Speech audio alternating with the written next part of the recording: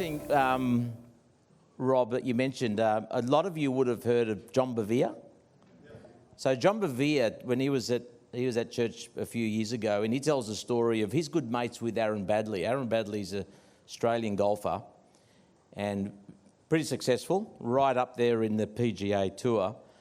And Aaron was telling John that he had this passion to become a pastor.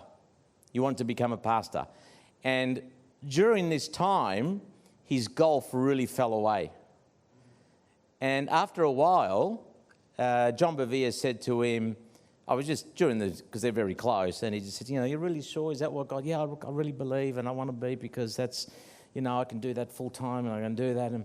And John just got him to change his mind, just his mind shift about, well, what is ministry? And he said to him, Aaron, you're already in the ministry. God's put you as one of the best golfers in the world. You've got opportunities that no other pastor would have.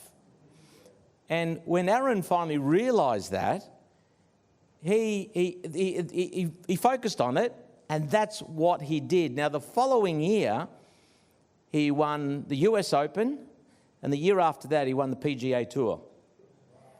And he's been able to reach, since, people that no other pastor can reach. So, coming back to our purpose and our assignment and our ministry, this is our ministry. This is it. And if only more Christians would get it. And Rob, I'm like you, it was just like you're either at work and you'd go to church, or you're full-time in the ministry. We're all in the ministry. Sorry. Okay. So this session we're talking about wealth creation. We're going to talk through some fundamentals. Some you've probably heard of, others you may not have, but I'm sure a lot of it would be familiar to you. But I just want to deliver it in a way that I think is going to be palatable. I think is going to just offer some good principles so that you can, take with you. Noah, can we have the first slide? Okay. And I want to do this around having these verses in mind. So we spoke about these verses before. For I have plans for you, says the Lord, not to harm you, but to prosper you. How? By giving you a hope and a future. Okay? Powerful word. Just let that sink in. I just want to encourage you to meditate, tomorrow and the next day on this verse, and let it marinate in your heart and say, Lord, Father, you want me to prosper. I want to prosper as well. Which father doesn't want their kids to prosper? And then the second one is Ephesians 2:10. We are God's handiwork, created to do good works that God has prepared for us in advance. So he's already laid it out. He's already laid it out. And as David said, he's laid out the timing of it. He's laid out how it's going to happen. He's laid out who's going to be involved, who's not going to be involved. And so our role is just to walk in it because it's already been prepared in advance. Okay, next slide. Legal stuff. Yeah, the lawyers always get into it. So this is just saying, obviously things are of a general nature. Don't take this and go set it up yourself. All this thing, next. They charged me $700 just to write that. Why do we build wealth? So what's the purpose of building wealth? Anyone want to hazard a guess at why are we talking about this thing called wealth? Yes? Blessed to be a blessing. Blessed to be a blessing. Yep. What else? Why else are we building wealth? Yep. Take care of our families, yes. What else? Gives us more influence, yep. What else? There's more. Yep, we're made in his image, so he creates. Wealth is creating, yep. I thought I saw another hand. Help build the church, yep, absolutely. It's ministry. And I've heard David speak. He talks about the three things that businesses usually have. One of the three they tend to be dominant of. That's probably what he's going to cover. But help building the church is one of them. Yep. So creating wealth from a purely wealth perspective, it's all those things, but purely from a wealth perspective, it's about ending up with an income stream. The only reason you're investing in property or you're investing in shares or you're building your business to create this wealth is that at some point we're going to need to rely on that income. The asset becomes less important, if you like. It's the income that is generated that supports our lifestyle that's of paramount importance. And so the definition of an asset is really anything that creates a passive income stream. So having a business that generates a passive income stream, that's an asset. Whatever that asset is, if it generates an income stream that doesn't come from your personal exertion, then that is an asset. So we're after assets that are going to generate an income stream for us at some point. We tend to call that point retirement. More so these days, we're calling it financial independence. We talk about, do you want to be financial independent? Do you want financial freedom? And tomorrow, I'm going to talk about some of the mistakes that people make when they search out these strategies about, wealth creation strategies and where people go to, right? Okay. What does income give you? One of them was influence. What does income give you? Options? Yep, nailed it. Options. Choice. That's what ultimately it gives. If I've got an income stream today and I don't have to work anymore, then I have the choice to do a few things. One is I have the choice as to whether I work or not. So I can get up in the morning and say, you know what, today I'm working not because I have to, but because I want to. It's a very, very empowered position to be in, right? But it gives us choice in doing so many other things as well, in helping church, in influencing, in assisting others, in mentoring others, and so much. It gives us choice. So it's a very, very powerful tool. So when we're talking about wealth creation, the context of spirituality and Christianity and God is saying it is an awesome, powerful tool. There's a charity in Melbourne that a very wealthy transport company, the owner passed away, and I think from memory he left 12 to 15 million into this charity that he set up in his name. And what his belief was he said, well, God is blessing me and God has blessed me, and therefore I want to have this money continue and provide income for this charity and for other charities in perpetuity.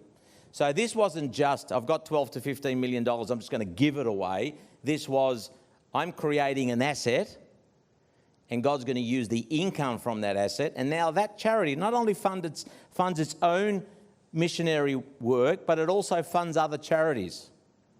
All right? How amazing and what a multiplying factor that is. That is just awesome. Awesome. And so income gives us this choice and this opportunity to really have an impact in our lives, our families, and the marketplace. Next. Just briefly, I'm not going to go too far, but what is the impact of COVID had on our finances? What's the impact had on governments worldwide? What's happened with governments at the moment since the pandemic? Destroyed wealth creation, and Bill Gates pocketed something like $25 billion. Yeah, I've got his thing here. He knows that I'm here actually. Hi, Bill. Well, what it's done at a government level is it's increased debt at a government level, right? Because all this money's been poured out, so it's increased debt at a government level. How is the government going to pay that debt over time? Taxes. Okay, what area of taxes? Name me some taxes. Income tax. What else? GST. Payroll tax. Capital gains tax. Inheritance. There's no tax on the moment, but they may add one. You never know. Yeah. What else? Yeah, there is one in the UK. Yeah. What else? Superannuation. Okay, so at the moment, superannuation, if you are retired and you've reached your preservation age, any money that you draw out is completely tax-free. Okay? There's probably, they might do something there at some point because there's trillions of dollars in there. Okay? So the government are going to have to recoup some of that money over time through an increase in taxation of some sort or fees of some sort. Okay, next slide.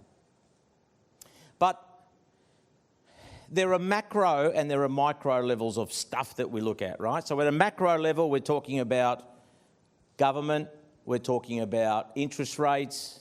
That's all the rage at the moment. In fact, you know, was it Philip Lowe, the governor, was hauled in front of the committee, and now there's discussion around, you know, the new board in September, I think, ceases, and they should put people on the board that, you know, are day-to-day people and have got a better knowledge of sort of, you know, what the common person is going through, because Philip, God bless him, earns $1 million a year, right? So I might apply for the job.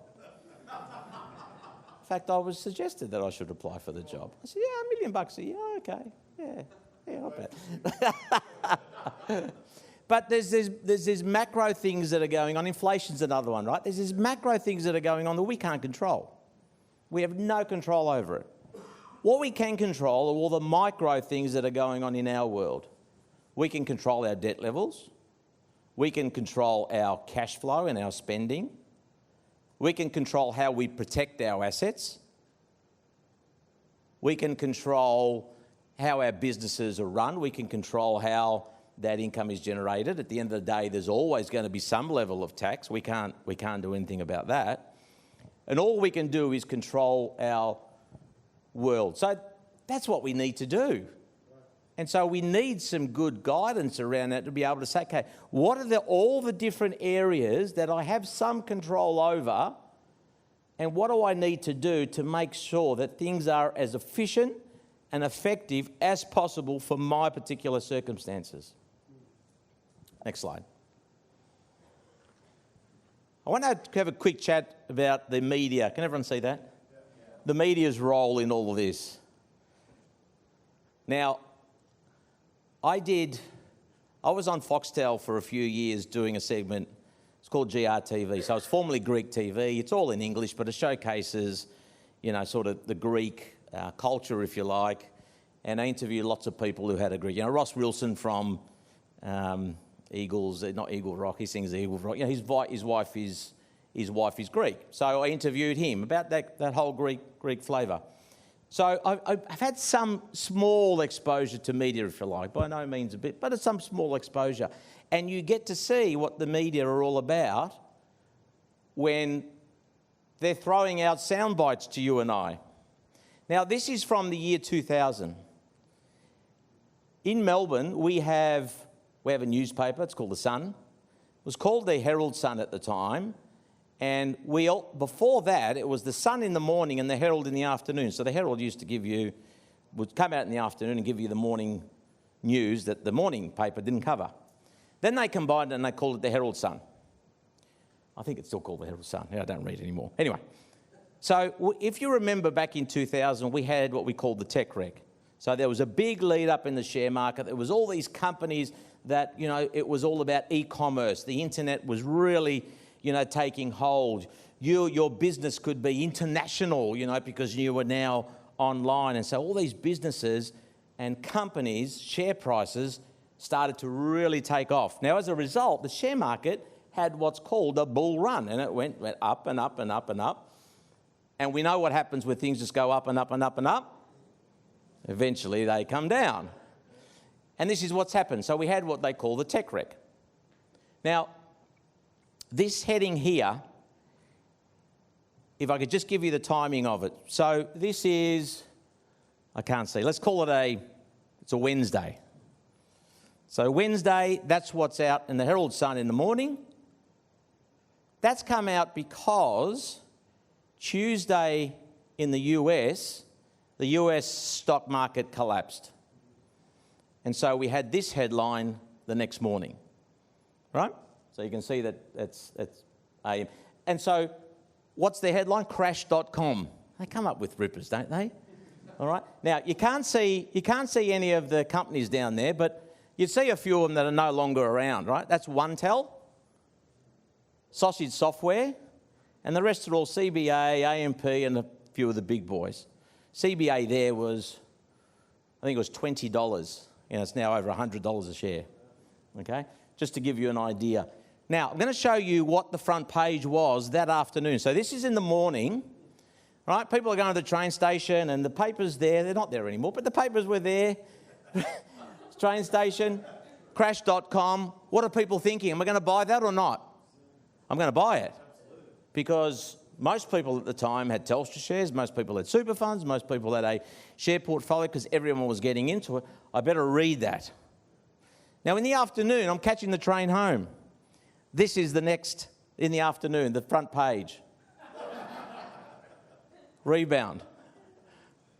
Why? Because the US market had a rebound, and our market that morning, when that first front page came out, was now rebounding. So in the afternoon, it's now rebounding. So you can see that's the PM.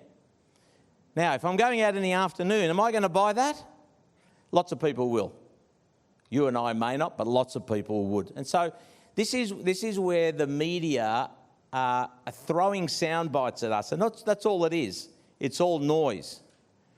And so what we need to do as people who are serious about what we're wanting to do with our finances, and as people who are serious about saying, I want God to guide me in my business, He is in control, this is just pure noise.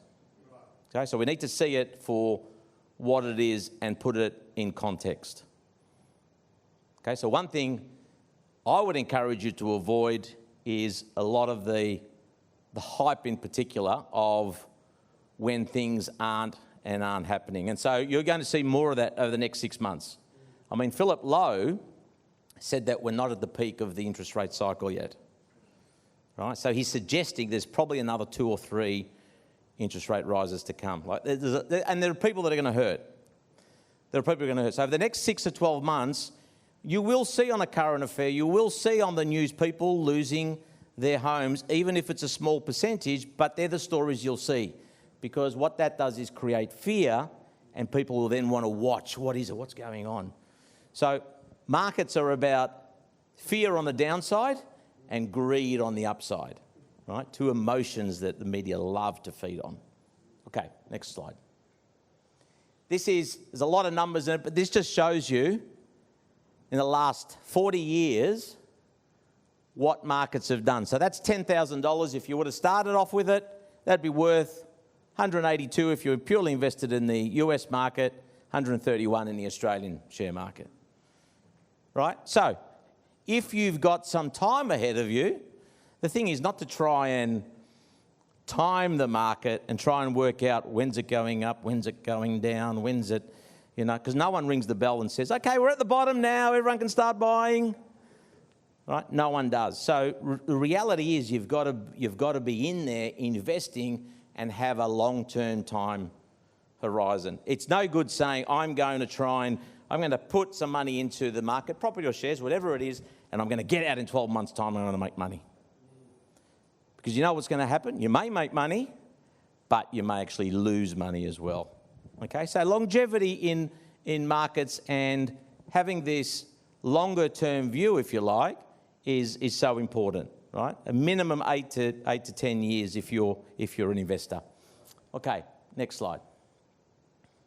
How do we gain wealth? Well, as you can see there, some people inherit it, other people marry into it, some people steal it. Most people tend to work for it. What we're wanting to do is we want money to work as hard as we're working. Right? Wherever your money is, if it's in the business, if your resources are in the business, we want the business working as hard as what we are. If it's in property, if it's in shares, wherever it is, we want that working harder than what we are. And if it's invested properly, it will. We've got 120 years of history here in Australia that tells us that markets always go up. Yes, there's drops and there's downturns, and we're going through, a negative time at the moment, or the last probably 4 to 5 weeks have been strong, but we're going through a negative time, right? Because things were up, and everyone would say, oh, property market, look, someone bought a property last week and it's now worth $100,000 more. Do you think that's sustainable? No. And so what we've had is we've now dropped and it's sort of consolidating, and there's stuff happening in the economy, and it's all just cycles. One of the advantages of getting old is you start to see regular cycles. And you go, you know what? Oh, the first time that happened, I got caught up in it. I was fearful. I was greedy. But then over time, you say, oh, that's just another cycle. Yeah, I've been through this one before. And so the last time that the last 100 years have been about what they call 13 bear markets. So this is where the market's not going up. I'm talking particularly in the share market. And the average bear market lasts around 13 months. So obviously some last longer and some last a shorter time. So what it shows is there's a lot more time where the markets go up than when they go down or sideways. So you have to stay in it. Okay, next slide. This is what I call the poverty trap, because what tends to happen with most people is when you're young and single, we have a lot of cash flow. Cash flow is very strong. Young, single, enjoying ourselves. If they're Greek, like me, I was living at home. Things were getting washed. I was getting fed. It's good. It's good life. No, they still are now. Katina, yeah, they still are now. She's... Yeah. And so single, and then what tends to happen is we might get married, we purchase a home, we go into debt. So the overall surplus cash flow drops away. It still may be good gross income, but at a surplus, at an investable or an income, or sort of surplus income where we can invest money and do something with it, it starts to drop away. And now we've got a mortgage, and now we've got kids, and we want to put them through school, and we want to travel to give them memories. And so that drops away, and you've got all those expenses. And of course, we've got tax as well. 3-letter swear word, tax. Right, but we've got that as well. Now then what happens is, okay, we get to sort of 45, 55, cash flow, surplus cash flow starts to increase again, because maybe we've paid off the home or substantially paid it off. The kids are starting to earn their own income. They're moving out of home. And then we get to close to retirement, and then there's no surplus income or very little again. And that's called the poverty trap, is because there's not enough surplus throughout people's lifetime that is being put towards creating wealth, towards the other end. As small as that may be, what is available, we're saying, okay, we all have limited resources. None of us are sitting here saying, oh, I earn millions of dollars a year, I don't do anything for it, it's all passive income, I'm living the dream. We're talking to a few of the boys during the break and saying, I don't know anyone that's in that position.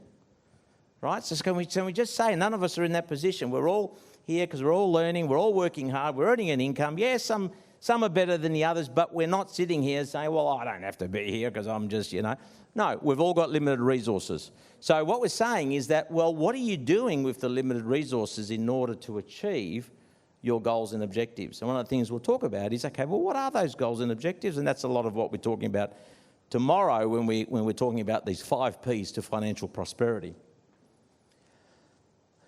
Your priorities will determine if you achieve your goals. 90% of retirees have worse cash flow in retirement than in their early 20s. Okay, now because for so many years the pension has been there, and it's not a lot, it's not something that, we really should be aspiring to. I'm going to plan my finances so I can get the pension. Good on you. You and your wife, 30 grand a year, isn't that fantastic? If that's all it is, if that's all you can get, that's all fine. But if you've got the resources and you've got the ability to be able to plan away from that, plan to be independent so you're not having to rely on government, then that's a much better thing. Why? One, because you'll be earning more money if you've planned it correctly, be earning more passive income than that 30,000, but also you're not having to deal with a government who are always changing making changes and checking on what you're doing and what you're not doing. Okay, next slide. And so we're in this predicament. One of the things we'll talk about is, okay, well, what does Stephen Covey says begin with the end in mind? Where do we begin? That's a problem that a lot of people have. Well, where do I start with all this discussion? I've got no idea. Do I speak to an accountant? Do I speak to a lawyer? Do I speak to a planner? Do I go buy property? Do I get into a development? Do I get into business? Where does this all begin? I've got no idea. And so the predicament is, as I've said, this poverty trap. But where do I begin with all this? And the question is, well, how much do we actually need? So one of the first questions that I ask clients in a meeting is, if you were financially independent today, so let's say the client's 40 years. I said, if I fast forward just 20 years, 25 years, and today you're financially independent, how much money do you need? Most people can't answer that. I don't know, I reckon, love, can we get away with $500 a week? No, you can't get away with $500 a week. Most people don't know because they've actually haven't sat down to see what their living expenses are. So we have a lot of clients that we do planning for that know what their surplus cash flow is, and so you can do some wealth creation strategies and building and planning for them, but there's clients who don't even know what their cash flow is, and so before you even get to that point of doing any planning, we need to get your cash flow sorted. You need to know what your expenses are. You need to know how much surplus you have. Okay, so the starting point is say, well, how much do I need? If it was today and I had no debts and the kids were off my hands, how much would I need to survive? And each of you would have a rough number in your head, just as I say that. Right? You'd have, is it 100,000 a year? Is that what people talk about? I get asked all the time, so what's the average? What's the average? Well, there's not really an average. The ANZ come out every year and they say that for a comfortable lifestyle, now I'll explain what their definition of comfortable is, right? A comfortable lifestyle is $47,000 a year. No restaurants in that. No travelling in that. But, you're not living off the pension, you're not having to scrape and, steal, big borrow and steal, but I want to go to Greece every year if I can. I'm going for bigger and bolder. I'm not after that 47,000, So maybe somewhere around double that is somewhere in line, 80 to 100,000. Tends to be, in today's dollars, if there's no debt and kids are off your hands, tends to be something that we can work with. Okay, so just give that one some thought. Next slide. What are the factors that impact wealth creation? When we're talking about having a plan for wealth creation, anyone have an idea? What impact does affect your ability to create wealth? There's two main things. Mindset. Yep. What else?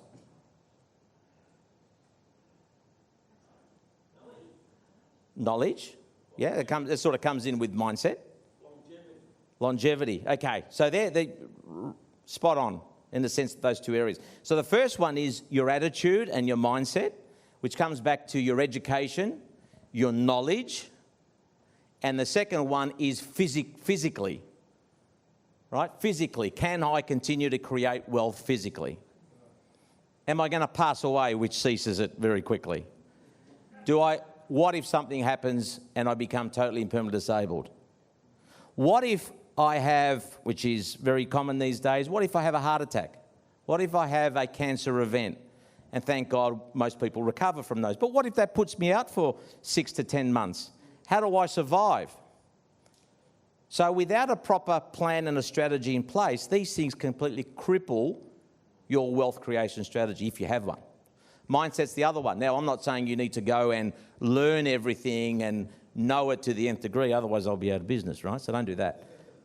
But there's got to be a level, there has to be a level of understanding that you should have. I say to clients all the time, I want to empower you. We at 3P want to empower you to make decisions that are best for you and your family. That's not for you to know everything. You don't need to. right? Otherwise I wouldn't be here, we'd be sitting on opposite sides. But it's important for you to understand why. Gone are the days, I remember coming into accounting I graduated in 1990.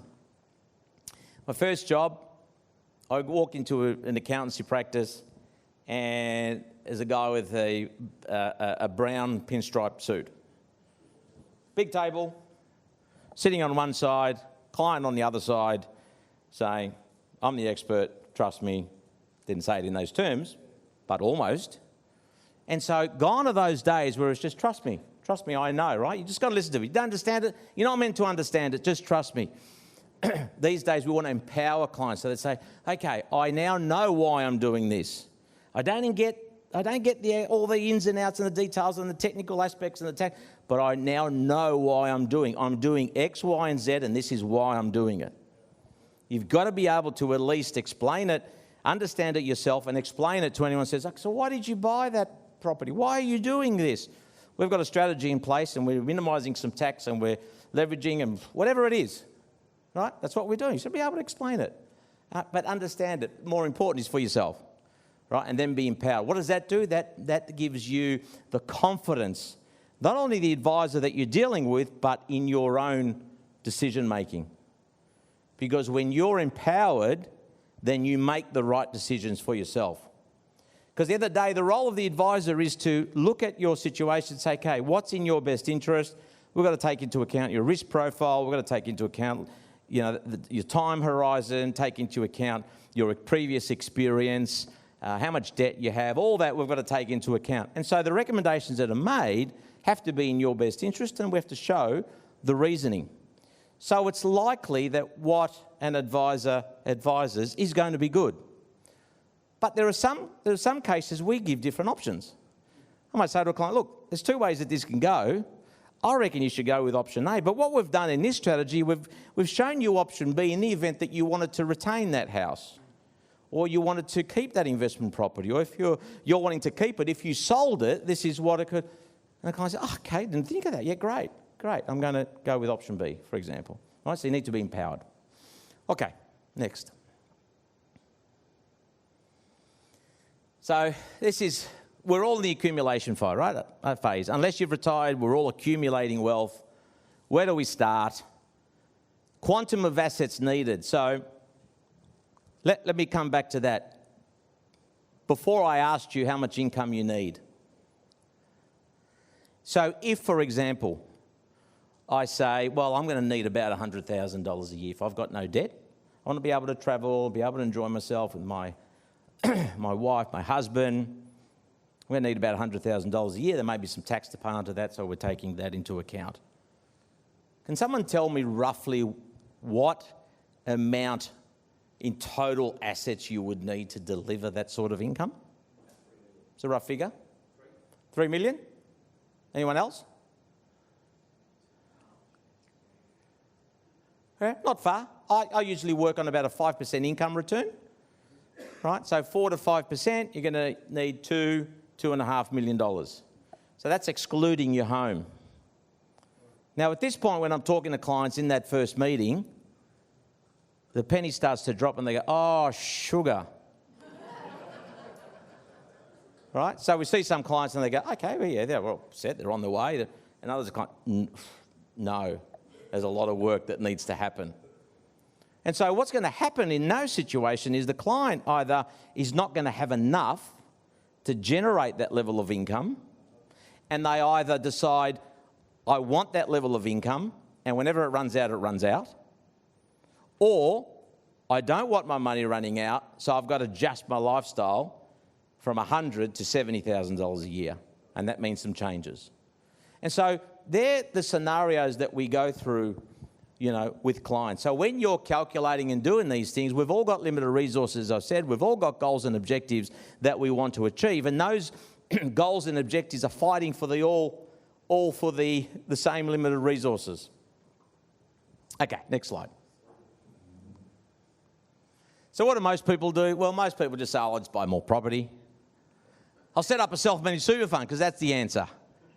Right? The answer is, did you realise you can buy property with your super? Oh, that's got to be a good idea.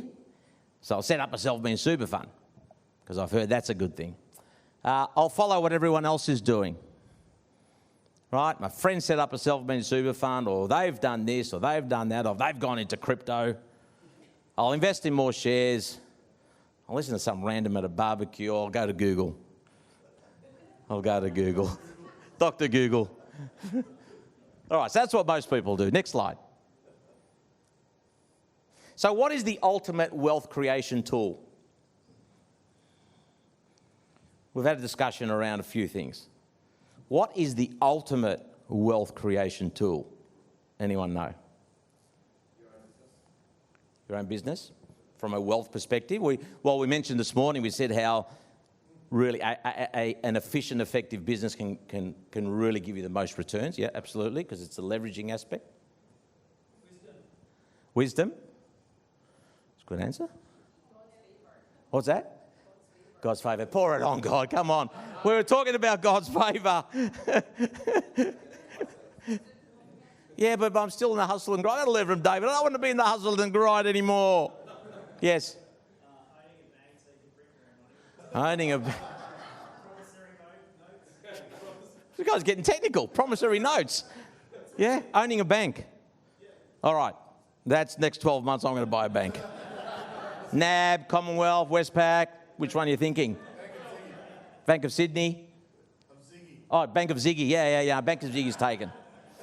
Bank of Ziggy's taken, please. I had a client who said, we're rolling over this superannuation money. Where's the money to go? Now, it's meant to go into their fund and we've set it up. I said, Ziggy superannuation fund, please. Thank you very much. Thank you very much. Anyone else? What's the ultimate wealth creation planning tool? Compounding. Yep. So that's a process of how to invest and how to again compound your returns by regular investing. Next slide. In 1953, a survey was commissioned done at the Harvard Business School and found that 3% of the students that year put their goals in writing. The same survey was commissioned 25 years later and they found that those 3% net assets were greater than the 97%. Okay? We need goals. We need to be documenting them. We need to have them in every area of your business. If you're a business owner and you don't know your numbers, how do you expect, God aside, favour aside, how do you, at the very basic, how do you expect to be able to run it efficiently and effectively and know when to hire, when to fire, when to... How do you know the monthly turnover that you're at break even and when profit begins? Right? We've got to know our numbers, and so goals are very important. So the ultimate objective is not just having goals and documenting. That's part of the process. So tomorrow I'm going to go through the whole process of what we do with clients, what I've learned over 30 years of messing it up. Right? No, of tailoring it, because I was taught when I went into accounting, I was taught about how to do some of this stuff, but the rest of it you learn day to day. Right? Then I moved into financial planning and we learned some more, and I was horrified when I moved from accounting to financial planning how I need a degree to be an accountant, and yet I could do 2 weeks at AMP if I wanted to be a financial planner. Didn't make sense. We've had a Royal Commission and now you've got to have a degree to be a financial planner. So it's starting to change, but gee, has so much damage been done in the meantime. Okay, next slide. Stephen Covey says, begin with the end in mind. So the end, as I said, was how much money, if I was to fast forward you today and you were 65, how much money would you need in today's dollars? That's the end. That's the end game, because remember, we're after income. We need to have a level of income that covers all of our expenses. And so the starting point is the end. All right? Stephen Covey just didn't make millions of dollars from this book because it sounds good. It's the truth. I just wish I thought to come up with it earlier. So what do you want to achieve in your lifetime? What do you want to achieve? This whole thing is we're talking about is, sure, we're not using the word achieve. We're doing it under God's grace and we're doing it within his favour and with his wisdom. But God's the God of multiplication and has instilled in us desires that he's laid out for us these plans and we're to walk in them. But there's stuff that we have to do as well. Whole range of stuff that we have to do. It's like with anything else in my life. God has blessed me with a partner, with Katina, but I still got to work at that. It just doesn't, God, she's great, and we're just, we're flowing. No, I still got to work at that. I mean, post-COVID, I've still got to lose some kilos. Right? Okay, next slide. I think that might be the last one. The ideal plan. So what's included in the ideal plan? We'll go into this a bit more detail tomorrow. Goals and objectives. What's inefficient in your finances? Lots of inefficiencies. What are recommendations? What are the types of investments you could be looking at? When it comes to insurance, we hate insurance companies, but life insurance is so important. TPD and having critical illness and having income protection, so important. Having dealt with it for 30 years, I've seen it firsthand. I've had a good friend, a client and a good friend, became a good friend, was involved she was 32 at the time, was involved in a car accident. I went forward driving with her brother and father-in-law. With her brother, with the future fiance and the future father-in-law. And I went forward driving and the car went off and they rolled and rolled and rolled. She was the only one wearing a seatbelt. The other two, her fiance and the father-in-law, flew out on the third or fourth roll. She went right down to the end, 14, 15 rolls later, and she's quadriplegic from here down. Now, she doesn't have any finance worries. Why? Because she had the appropriate insurance. Right? Now, thankfully, that's a rare occurrence, but there's everything from being completely healthy to something like that and everything in between. And so if something happens in our lives, it's bad enough that we're going through a health issue to compound that with having financial issues. So insurance is so important because what we're doing there is we're protecting your assets. If you see it as a protection of assets as opposed to just, they're just an insurance company, they're out there to make profit. Yeah, sure they are. Who isn't? But if they're protecting us, I pay so much insurance, it's not funny. But it's like, but if something was to happen to me, I've got a business that's got to continue on. I've got a family that's got to continue on. I don't want them worrying about stuff. Cash flow. Cash flow is very important. Cash flow is important because without cash flow, we can't do anything. So what is your cash flow? What's that surplus? And then what do we do with that surplus? Product is just, where do I invest? Where to invest? That's the last piece. That's the last part. It's a bit like going to a doctor. If you go to a doctor and the doctor says, look, you say, I've got a pain in my back. If the doctor said, I've got a prescription for you, just take this and you'll be fine, you'd be running out. Got to go through the diagnosis part. Is it sharp pain? Is it dull pain? Is it lower back? Is it upper back? Does it shoot down your arm? Is it only when you're sleeping? That's all the diagnosis part. So from a financial planning perspective, that diagnosis has to happen, and then where you invest and what you do, that's the easy part. We're Australians, we love products, right? Next slide. And that is the end.